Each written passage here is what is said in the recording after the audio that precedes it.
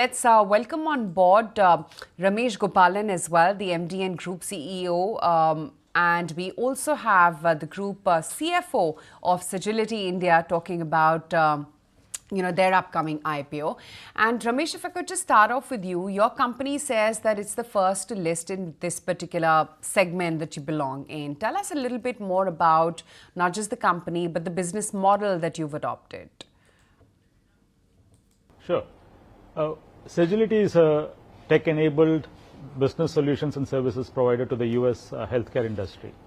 So the work that we do is for two sets of clients. One is payers. Payers are health insurance companies in the US, and providers are hospitals, physician groups, lab companies, and so on. So these are the two sets of clients that we work for. And so the work that we do for them is supporting them in all of their operational activities. So for a payer, it would mean helping them with enrolling new members, processing claims for them, helping them with premiums, helping them with some of their clinical programs, and so on. So that's the work that we do for our clients. Point taken, but tell us about the IPO, because I understand it's total OFS. Why is Sagility BV looking at selling stake if you're so confident about the business model and outlook? So Sagility was formed at the beginning of 2022. It was created as a result of a carve-out of the healthcare business from Hinduja Global Solutions. And so Barings Private Equity Asia, which is now EQT, is the 100% owner of this company through Sagility BV, which is the parent company of Sagility India. So this IPO is an offer for sale of 15% of their shareholding in Sagility India. And so this is not a primary issue, but it's an offer for sale. Right. So Ramesh, the dilution is only about 15%, which means we are going to be seeing no further dilution in the company according to the SEBI norms. Have you spoken to any of your investors for the remaining stake? So we have a time frame by which we can do that. So at this point in time, we've been speaking with investors, obviously, to help them understand the business. And so right now the focus is on getting this 15% offer for sale done. And then over a period of time, to comply with the norms, we will increase it to 25%. Okay, help me correct if I'm wrong, Ramesh, but almost all of your revenue comes from the United States, and the company caters to the pharma sector there.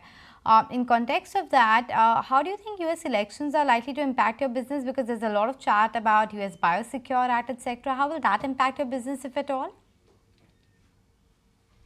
Listen, we've been in business for 24 years. We've seen multiple presidents in the US and different parties in power. And so it doesn't really impact the core work that we do. Obviously, healthcare is a critical subject in the US.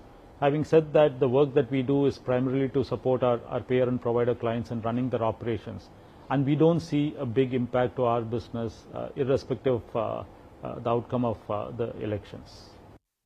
Right. So what's going to be the major growth trigger then for the company, and any growth capital which you currently need?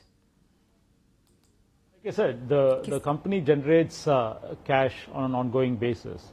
And so we don't need primary capital to grow. We generate free cash that we can deploy for growth. And in terms of growth triggers, we still have a huge opportunity in the US. US is a $4.7 trillion healthcare market. And if you look at our client profile, a large part of our client base is some of the top payers in the US. We are aggressively growing our footprint within those clients, as well as trying to add new clients to the portfolio. And so given a broad service portfolio and our deep domain expertise in the US healthcare industry, we are very confident of continuing to grow our revenue. Confident about growing revenue. Thanks, gentlemen, for making time and speaking with us, and good luck for the IPO. If you like this video, then like, share and subscribe to ET Now.